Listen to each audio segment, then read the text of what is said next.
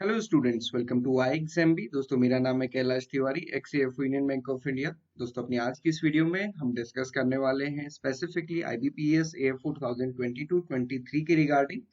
तो ये वीडियो उन सभी स्टूडेंट्स के लिए इम्पोर्टेंट है जिन्होंने अभी तक आईबीपीएस एएफओ की इस साल के लिए प्रिपरेशन या तो स्टार्ट कर दी है या फिर स्टार्ट करने का प्लान कर रहे हैं। सो ये एक अभी राइट टाइम है, क्योंकि अगर आप देखेंगे जून का मंथ एंड हो चुका है एंड जुलाई से लेके दिसंबर तक अगर आप देखें तो आपके पास 6 मंथ बचते हैं। तो 6 मंथ सफिशिएंट है, बहुत ज्यादा भी नहीं है बहुत कम भी नहीं है आपकी अपनी आईबीपीएस एएफओ की प्रिपरेशन के लिए। तो यहाँ पे आपको देखना है कि आप किस कैटेगरी में है। बेसिकली कि आपने प्रिपरेशन ऑलरेडी स्टार्ट कर दी है, और अगर ये प्रिपरेशन स्टार्ट कर दी है तो कितना रिलीजियसली आपने अभी तक उसको पढ़ा है, और साथ ही साथ अगर नहीं की है क्या आप प्लान कर रहे हैं, और उसके लिए क्या आपकी प्लानिंग है, किस मंथ से आप स्टार्ट करेंगे, क्या आपकी अप्रोच रहने वाली है। तो ये बेसिकली हम डिस्कस करेंगे, और कुछ मिस्टेक्स हैं जिनको आपको अवॉइड करना है सो दैट कि आपका सिलेक्शन इंश्योर हो सके। तो स्टार्ट करने से पहले मैं आपको एक चीज बता दूं, कई स्टूडेंट्स मुझे ये पूछते हैं जैसे कि हमारे पास आईबीपीएस एएफओ के लिए मोटिवेशन क्या है। ओके, सो आईबीपीएस एएफओ में आपको बताऊं, आईबीपीएस एएफओ आपके लिए बहुत अच्छी गोल्डन अपॉर्चुनिटी है, क्योंकि अगर आप इसको आईबीपीएस पीओ से कंपेयर करते हैं तो दो चीजें हैं। एक तो आईबीपीएस पीओ में कंपटीशन बहुत ज्यादा है, आप सभी को पता है। कट ऑफ को ही अगर आप देखेंगे तो कट ऑफ बहुत ज्यादा रहती है।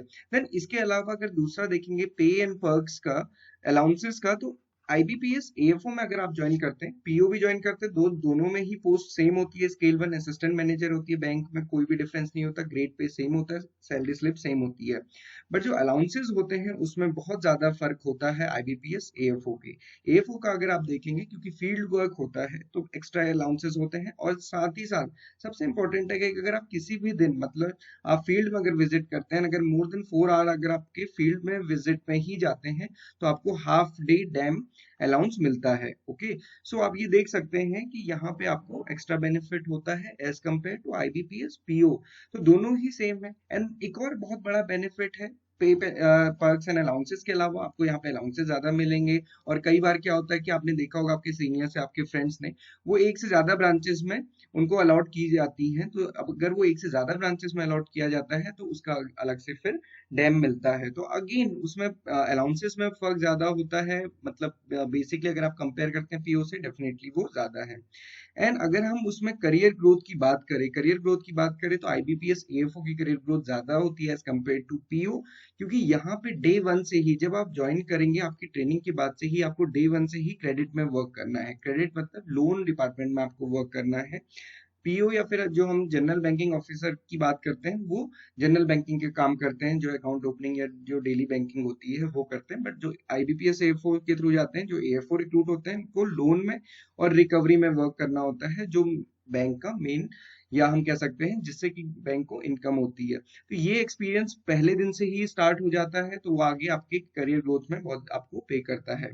अगर आप देखेंगे, जस्ट अभी यूनियन बैंक ऑफ इंडिया में जो अभी अभी जस्ट सीईओ एमडी चेंज हुए हैं, इससे पहले जो थे राजकिरण राय जी, उन्होंने अपना करियर आईबीपीएस एएफओ के थ्रू ही, उस टाइम पे आईबीपीएस नहीं होता था, एएफओ के थ्रू ही स्टार्ट किया था, ओरिएंटल बैंक ऑफ कॉमर्स में स्टार्ट किया था। एंड मैं आपको बताऊं, अगर आप उनका पूरा पढ़ेंगे उनके बारे में, तो उनको स्टार्टिंग में पहला प्रमोशन लेने में 10 to 11 years लग गए थे। बट फिर भी वो एमडी रिटायर हुए हैं। ये आप देख सकते हैं कि उन्होंने अपना जो पूरा बैंकिंग करियर है वो बहुत अच्छे से ग्रो किया। तो यहाँ पे अपॉर्चुनिटी ज्यादा होती है। इससे पहले जो इलाहाबाद बैंक के सीएमडी थे और पीएनबी के सीएमडी थे, वो भी एएफओ ज्वाइन किया है। तो बेसिकली रीजन यही होता है, क्योंकि डे वन से ही क्रेडिट का एक्सपोजर मिलता है। बैंक पीओ को क्रेडिट का भी मिल सकता है और जनरल बैंकिंग का भी मिल सकता है, बट एएफओ को मिलना ही मिलना है, ये तय है। तो यहाँ पे करियर ग्रोथ भी तेज होती है। तो ये दोनों चीजें हैं, ये आपको ध्यान रखनी है कि पे पर्क्स अलाउंसेस ज्यादा होते हैं एंड यहाँ पे करियर ग्रोथ अच्छी होती है। ओके, सो अभी अभी आपको डिले नहीं करना है अगर आप प्रिपरेशन करना चाहते हैं, क्योंकि दो चीजें होती है, किसी भी एग्जाम को हम प्रिपेयर करते हैं तो हम सोचते हैं कि एग्जाम कब होगा। तो यहाँ पे आपको ऑलरेडी पता है एग्जाम कब होगा। यहाँ पे दिया हुआ है, प्रिलिमिनरी एग्जामिनेशन स्पेशलिस्ट ऑफिसर का 24 या 31 दिसंबर 2022 में होगा, और मेंस एग्जामिनेशन 29 जनवरी 2023 में होगा। तो आपको पहले से ही पता है कि ये एग्जामिनेशन इस डेट पे होना है और आपके पास अप्रोक्स प्रीलिम्स के लिए 6 मंथ्स बचे हैं। एंड ये भी आप समझ लीजिए, मैंने देखा है बहुत सारे स्टूडेंट्स अभी मेंस के लिए ही पढ़ते रहते हैं, बट ये बहुत अच्छी अप्रोच नहीं है। मेंस आपको पढ़ना है, डेफिनेटली उससे आपकी मेरिट डिसाइड होगी, प्री केवल क्वालिफाइंग है, बट आपको सेम टाइम ये ध्यान रखना है कि आपका प्रीलिम्स का एग्जामिनेशन भी क्लियर होना चाहिए।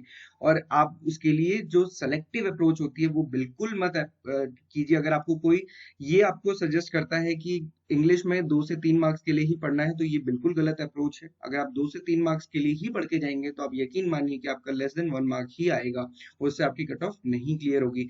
सिमिलरली क्वांट्स एंड रीजनिंग में तो आप पहले से ही लिमिट मत कीजिए, और क्योंकि अभी आपके पास पूरे 6 मंथ है, 6 डेज नहीं है कि आप 2 से 3 मार्क्स के लिए पढ़ेंगे, तो 6 मंथ से आपके पास पूरा क्वांट्स रीजनिंग इंग्लिश को 100% मार्क्स के लिए पढ़िए।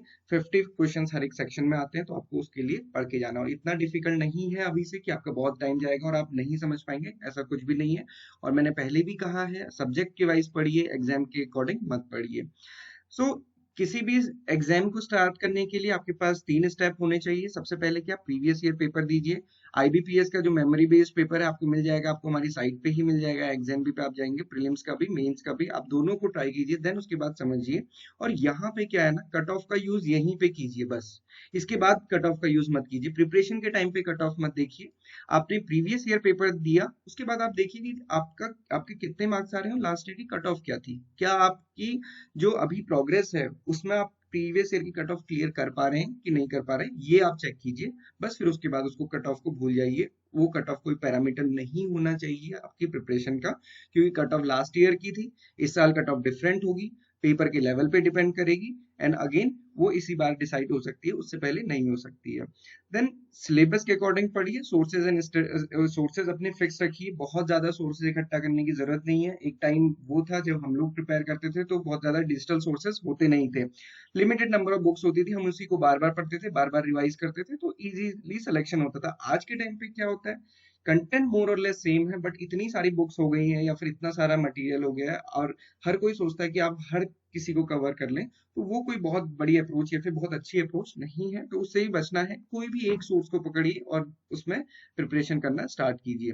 कट ऑफ के लिए जो मैं आपको अभी बता देता हूँ। जैसा मैंने आपको कहा कि आपको सबसे पहले प्रीवियस ईयर पेपर देना है, फिर उसके बाद देखिए।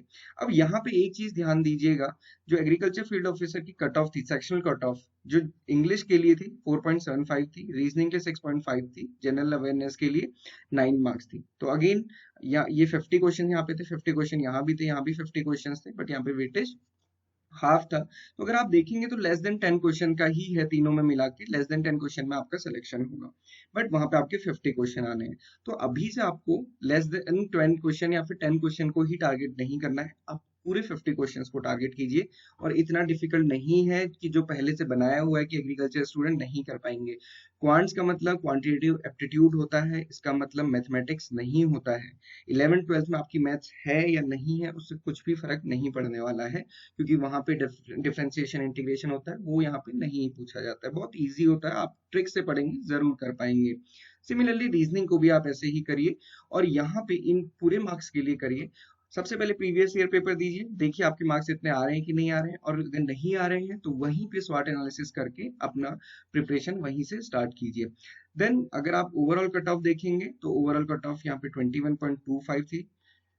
तो overall cut off main selection के लिए ये होनी चाहिए। और अगेन आपको ये भी देखना है कि क्या आपके इतने मार्क्स यहाँ पे हुए कि नहीं हुए। ओके, कट ऑफ केवल यहीं तक देखनी है, उसके बाद इसको नहीं पैरामीटर बनाना है कि आपको हर बार मॉक टेस्ट में इतने ही मार्क्स लाने, ये कोई पैरामीटर नहीं होना चाहिए। देन मेंस के लिए जो जिसकी हम बात करते हैं, इस बार हमको बहुत डिफरेंट पैटर्न देखने को मिला। पिछले 5-6 साल से मैं इस एग्जामिनेशन को देख रहा हूँ, बट ये एक बहुत डिफरेंट इस बार की अंडरस्टैंडिंग थी। मेंस एग्जामिनेशन में इस साल से पहले अगर आप देखेंगे तो जितनी मेंस की कट ऑफ होती थी, मोर और लेस उसमें कुछ थोड़ा सा ऊपर इंक्रीज, या फिर जो कट ऑफ होती है उसमें 1 या 2 नंबर ऊपर में भी सिलेक्शन होता था, बट इस बार डिफरेंस बहुत ज्यादा था। आउट ऑफ 60 ये यहाँ पे मार्क्स थे, जो कट ऑफ की शॉर्ट लिस्टिंग है 27.75 मार्क्स थे। अगर आप इसको कन्वर्ट करते हैं 80 मार्क्स से भी, अगर आप 36 to 40 के बीच में भी इसको रखते हैं, देन उसके बाद आप कट ऑफ देखेंगे, जो मेंस की कट ऑफ गई जो फाइनल ओवरऑल कट ऑफ थी वो 63.87 थी। तो मतलब आप ये देखिए कि 40 से 63 के बीच में 24 मार्क्स अराउंड आपको लेकर आने थे। तो अगेन क्योंकि इंटरव्यू भी 20 मार्क्स का होता है और 20 में से 20 लाना भी अगेन एक बहुत बड़ा चैलेंज है, वो तो बहुत मुश्किल है। 16 17 18 मार्क्स बच्चों के आते हैं और इस बार भी बहुत सारे स्टूडेंट्स के आए थे और कई स्टूडेंट्स के ऐसे थे कि 18 मार्क्स आए बट फिर भी सिलेक्शन नहीं हो पाया क्योंकि मेंस में मार्क्स कम हो गए। सो अगेन कट ऑफ को नहीं देखना है इस बार, तो ये बिल्कुल क्लियर हो गया कि कट ऑफ को आपको देखना नहीं है। ये कट ऑफ भले ही 30 आपको 50% लग रही हो कि 60 में से 27 मार्क्स आपको लेके आने, बट आपको अगर आप फाइनल सिलेक्शन देखेंगे वो काफी ज्यादा पे हुआ है। तो ये आपको ध्यान रखना है, कट ऑफ का एनालिसिस केवल आपको प्रीवियस ईयर पेपर के लिए करना है, उसके बाद आपको नहीं देखना, आपको प्रिपरेशन के टाइम पे पूरे 100% क्वेश्चंस या फिर मार्क्स को टारगेट करना है। ओके, सो अभी अप्रोच क्या होनी चाहिए आपकी, जैसा मैंने आपको बताया क्यूआरई प्लस एग्रीकल्चर, ये क्या है प्रीलिम्स है, ये क्या है मेंस है। बहुत सारे स्टूडेंट सिर्फ मेंस पढ़ते हैं, अगेन मैंने जैसे स्टार्टिंग में ही कहा ये बहुत अच्छी अप्रोच भी नहीं है, आपको प्रीलिम्स भी करना है।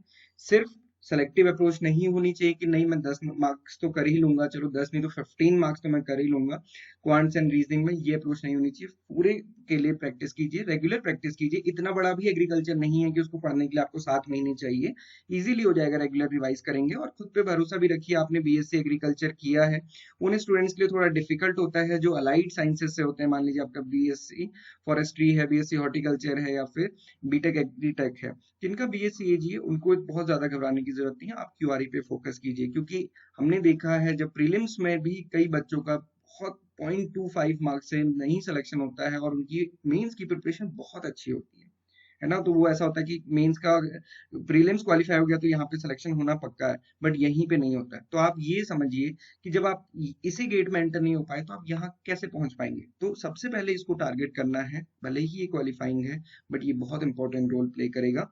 और पेपर इजी है टफ था, पिछली बार रीजनिंग डिफिकल्ट था फिर भी कहा गया कि मार्क्स ज्यादा आएंगे कम आएंगे, वो सारी चीजें छोड़ दीजिए, आप बस पेपर पैटर्न पे पढ़िए और अपनी प्रिपरेशन अच्छे से कीजिए। ओके, और बेसिकली इसी पैटर्न पे सारे एग्जामिनेशन होते हैं, तो अगर आप क्वांट्स रीजनिंग इंग्लिश और एग्रीकल्चर पढ़ते हैं तो आप कोई भी एग्जाम को क्लियर कर सकते हैं। जैसे अभी हरियाणा एडीओ आया है तो वहां पे केवल एग्रीकल्चर है, तो अगेन आप एग्रीकल्चर रेगुलरली पढ़ते हैं तो आपको किसी भी एग्जाम के लिए बेनिफिट होगा।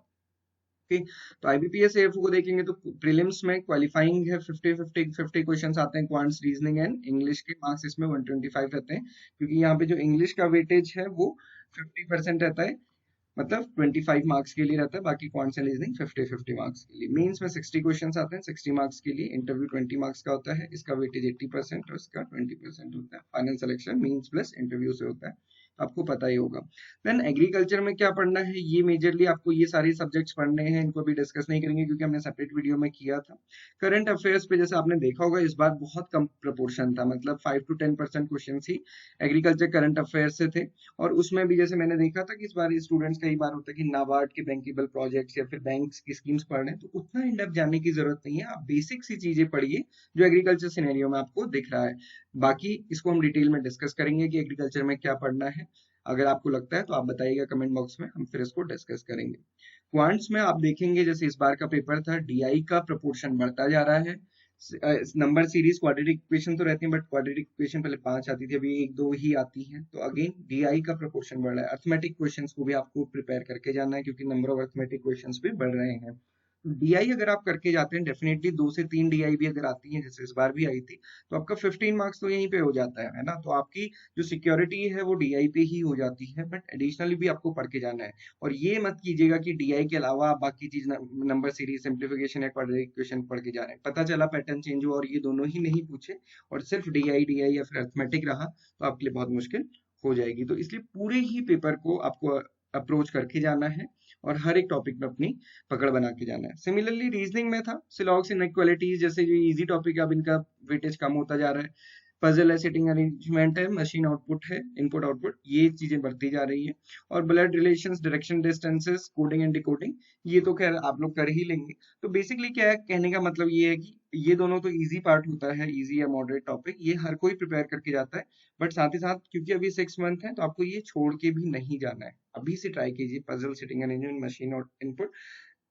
ऐसा क्या है कि आपसे कोई पजल नहीं बनेगी, है ना? बैठिए, जब तक नहीं बनती तब तक उठिएगा मत। तो इस अप्रोच के साथ करेंगे, डेफिनेटली आपकी सिलेक्शन होगा और एक कॉन्फिडेंस आपके अंदर बिल्ड होगा। सिमिलरली इंग्लिश में, तो इंग्लिश में सबसे पहले तो न्यूज़पेपर रीडिंग जरूर करिए। 6 मंथ आपके पास है, न्यूज़पेपर रीडिंग रेगुलरली पढ़िए, बहुत सारी चीजें उससे समझ आती हैं। बाकी ये टॉपिक्स हैं और मैम ने एक स्पेशल सेशन लिया था, साक्षी मैम रेगुलर वीडियोस बनाती हैं, आई होप आप उनको देखते होंगे। So this is the approach. आप फ्री मॉक टेस्ट अटेम्प्ट कर सकते हैं एग्जाम भी में। प्रीलिम्स के लिए आपको मिल जाएंगे बहुत सारे मॉक टेस्ट यहाँ पे हैं। इसके अलावा प्रीवियस ईयर पेपर आप ट्राई कीजिए। प्रीवियस ईयर पेपर जब आप देंगे तो उसके बाद उसको कट ऑफ से एनालाइज कीजिएगा। कट ऑफ भी आपको वेबसाइट पे मिल जाएगी, तुरंत आप देख सकते हैं। देन मेंस के लिए भी आप मॉक टेस्ट दीजिए और उसकी कट ऑफ से भी एनालाइज कीजिए, एंड इस टाइप से अपनी प्रिपरेशन आप बढ़ा सकते हैं। So this is all about today. अगर आप इसके साथ एग्जाम भी के साथ ही प्रिपरेशन करना चाहते हैं, हमारे साथ प्रिपरेशन करना चाहते हैं, तो आप हमारे कोर्स में एनरोल कर सकते हैं। आपको भी 45% ऑफ मिल जाएगा। हमारे कोर्स में आपको क्यों एनरोल करना चाहिए, मैं आपको बता दूं कि हम लोग बहुत क्रिस्प और शॉर्ट वीडियोस प्रोवाइड करते हैं। मतलब डे 1 में जब आप एनरोल करेंगे तभी आपको सारा कंटेंट मिल जाएगा। वीडियोस प्लस पीडीएफ नोट्स हैं और उसके साथ साथ चैप्टर टेस्ट। तो हर एक टॉपिक के लिए ये 3 चीजें मिलती हैं। इससे आपका कोई भी टॉपिक कंसेप्ट क्लियर हो जाएगा। अदरवाइज साथ ही साथ हमारी रेगुलर लाइव क्लासेस होती हैं। लाइव क्लासेस में हम हर एक टॉपिक को डिटेल में डिस्कस करते हैं। आपने देखा ही है, हमारे पास एडवांस फैकल्टी है, डॉक्टर आराधना मैम है, पुलकित सर हैं, अंकिता दुबे मैम है। तो हम लोग लाइव क्लासेस में भी ये सारी चीजों को कवर करते हैं। पीडीएफ आप डाउनलोड कर सकते हैं। वीडियोस बहुत शॉर्ट रहती हैं, बहुत लेंदी वीडियोस नहीं है, ना ही लेंदी पीडीएफ्स हैं। 100 पेजेस की कोई पीडीएफ नहीं है। एंड प्रैक्टिस टेस्ट यहाँ पे रेगुलरली आपको मिलते हैं, साथ ही इंटरव्यू गाइडेंस भी उसी में रहती है। सो अगर आप ज्वाइन करना चाहते हैं तो आप इसका डेमो ले सकते हैं एंड देन ज्वाइन कर सकते हैं। डिस्क्रिप्शन बॉक्स में आपको लिंक मिल जाएंगे मॉक टेस्ट के भी और कोर्स के भी। So this is all about today. आपकी कोई भी डाउट है, क्वेरी है, आप इस नंबर पे कॉल कर सकते हैं, मेल कर सकते हैं या फिर कमेंट बॉक्स पे भी लिख सकते हैं। Thank you for watching this video and have a good day ahead.